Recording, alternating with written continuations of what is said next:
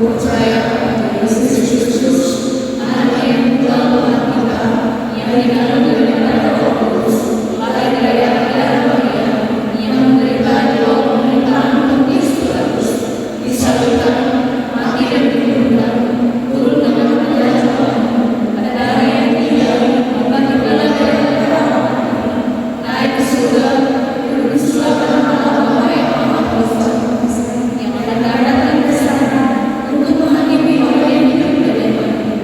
Aku percaya pada Roh Kudus, gereja yang kudus dan taat, persekutuan orang kudus, pengampunan dosa, kebangkitan dari hidup dan hidup yang kekal.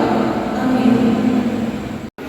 Adik-adik, siapkan hati dan pikiran kita. Sebentar lagi kita mau mendengarkan khotbah yang dibawakan oleh Kak Yosi Tagaru. Sebelumnya kita akan satu pujian. Ayo kementerian dan Kak Yosi.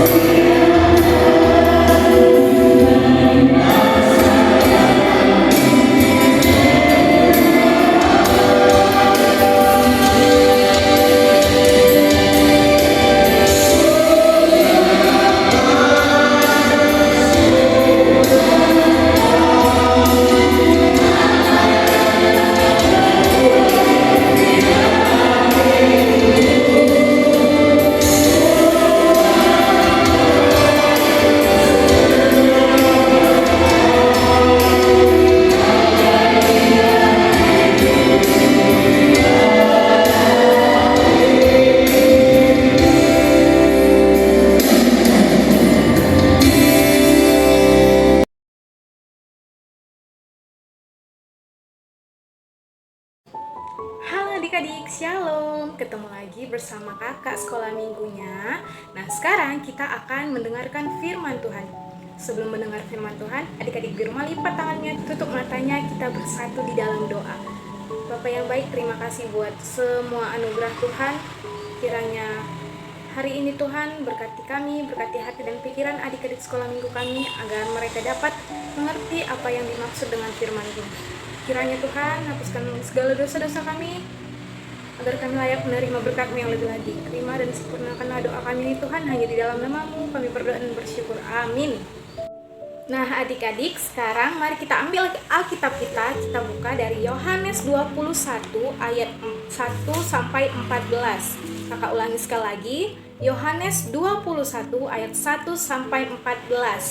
Kakak baca dari sini, adik-adik di rumah boleh mendengarkan sambil mengikutinya ya.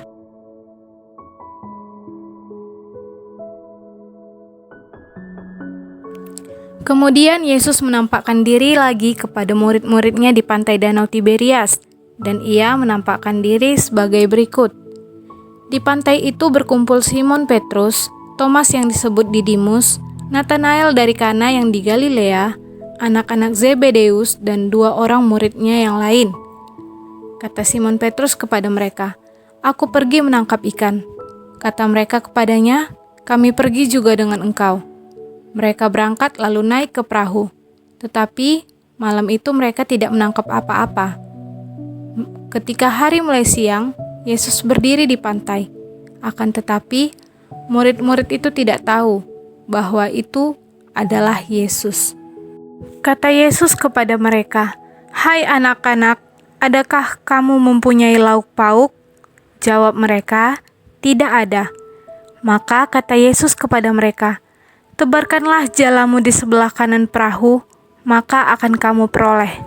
Lalu mereka menebarkannya dan mereka tidak dapat menariknya lagi, karena banyaknya ikan. Maka murid yang dikasihi Yesus itu berkata kepada Petrus, "Itu Tuhan." Ketika Petrus mendengar bahwa itu adalah Tuhan, maka ia mengenakan pakaiannya, sebab ia tidak berpakaian, lalu terjun ke dalam danau.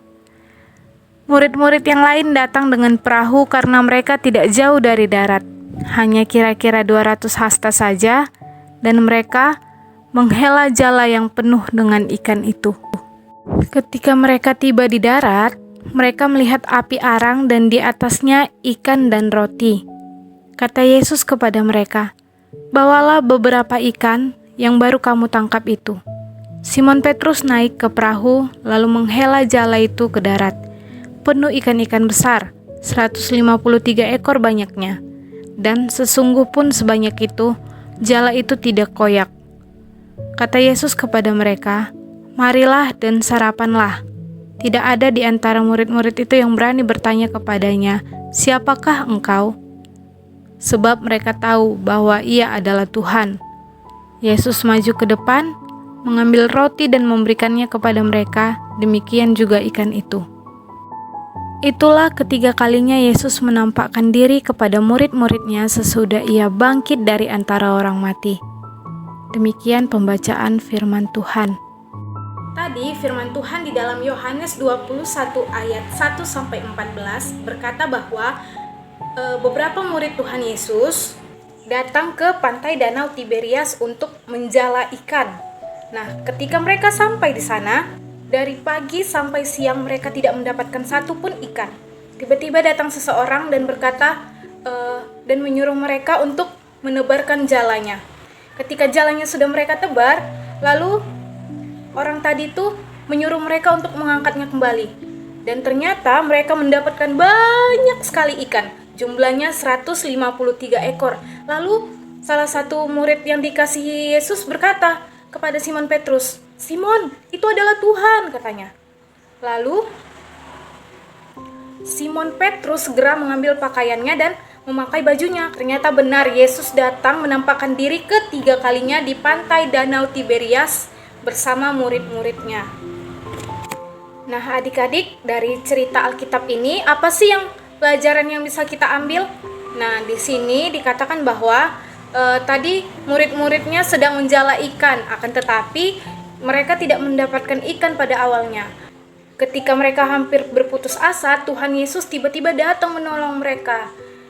Nah, itu artinya ketika adik-adik di rumah sedang merasa ada yang adik-adik tidak bisa kerjakan sendiri, sedang ada masalah dalam sekolahnya. Misalnya adik-adik mau mendapatkan ranking nih, adik-adik sudah belajar dengan keras, dengan tekun. Akan tetapi, adik-adik juga belum mendapatkan. Artinya, ketika adik-adik di rumah sedang merasa ada yang adik-adik tidak bisa kerjakan sendiri, sedang ada masalah dalam sekolahnya. Misalnya adik-adik mau mendapatkan ranking nih, adik-adik sudah belajar dengan keras, dengan tekun. Akan tetapi, adik-adik juga belum mendapatkan ranking, atau ranking adik-adik belum naik. Adik-adik di rumah tidak boleh langsung menyerah. Adik-adik coba berdoa kepada Tuhan, minta Tuhan bantu adik-adik di rumah untuk mendapatkan apa yang adik-adik inginkan, yang adik-adik harapkan. Percayalah, apapun yang kita minta dalam doa dengan sungguh dan dengan usaha, Tuhan pasti mengabulkannya. Karena apapun yang kita lakukan ketika kita sudah membawanya di dalam doa, percayalah bahwa Tuhan akan mengabulkan doa adik-adik. Dia mati untuk bangkit kembali menebus dosa kita semua. Tuhan Yesus sudah bangkit menebus dosa kita semua. Oleh karena itu, kita harus terus tetap percaya kepadanya dan berpegang teguh kepadanya. Apapun masalah yang adik-adik hadapi, adik-adik bawa dalam doa. Tuhan Yesus mau mendengarkan setiap doa kita, asalkan kita mau berdoa dan berusaha. Kalau adik-adik hanya berusaha saja tapi tidak berdoa, Tuhan mungkin masih belum mendengarkannya karena adik-adik belum berbicara langsung kepada Tuhan. Ingat, doa itu adalah salah satu sumber komunikasi kita kepada Tuhan. Oleh karena itu, semoga adik-adik di rumah selalu percaya kepada Tuhan dan berserah kepada Tuhan. Mari kita bersatu di dalam doa. Bapa yang baik, terima kasih buat firman-Mu hari ini Tuhan. Kiranya Tuhan berkati adik-adik kami Tuhan. Biarlah mereka tumbuh melalui firman-Mu. Berkati cita-cita adik kami Tuhan, setiap pergumulannya, setiap permasalahannya. Kami percaya kematian-Mu di kayu salib dan kebangkitan-Mu sudah menjadikan kami lebih dari pemenang. Terima kasih Tuhan, hanya di dalam nama-Mu kami berdoa dan bersyukur. Amin. Adik-adik, kita sudah mau selesai ujung ibadah kita. Siapkan persembahannya untuk persembahan kita persembahkan untuk Tuhan. Ayo Bang Andrea, musik.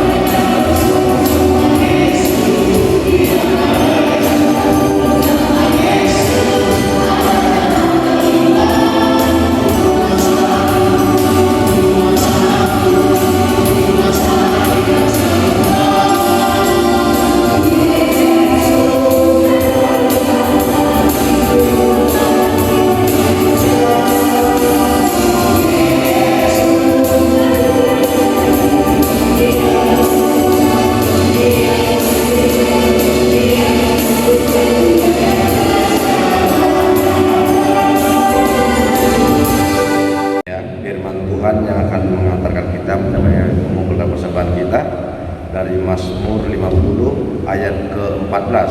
Demikian firman Tuhan. Persembahkanlah syukur sebagai korban kepada Allah dan bayarlah nazarmu kepada Yang Maha Tinggi. Amin. Anak-anak kami yang di rumah boleh mengumpulkan persembahannya di amplop yang dibagikan oleh kakak-kakak guru sekolah minggunya. Nanti akan dijemput oleh penatua atau guru sekolah minggunya. Sambil menyanyikan lagu pertama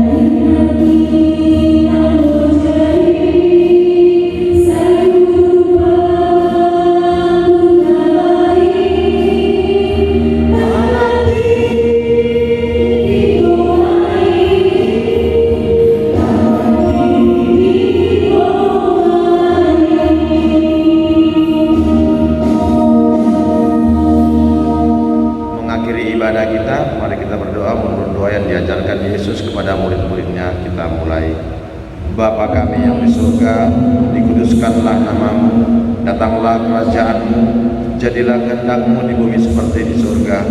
Berikanlah kami pada hari ini makanan kami yang secukupnya, dan ampunilah kami akan kesalahan kami, seperti kami juga mengampuni orang yang bersalah kepada kami. Dan janganlah bawa kami ke dalam pencobaan, tetapi lepaskanlah kami daripada jahat. Karena Engkaulah yang punya kerajaan dan kuasa dan kemuliaan sampai selama-lamanya. Amin. Kita terima berkat dari Tuhan, anugerah Tuhan kita Yesus Kristus, dan kasih setia dari Allah Bapa, serta persekutuan Roh Kudus yang menyertai dan memberkati kita mulai saat ini sampai selamanya. Amin. Bapa, terima kasih.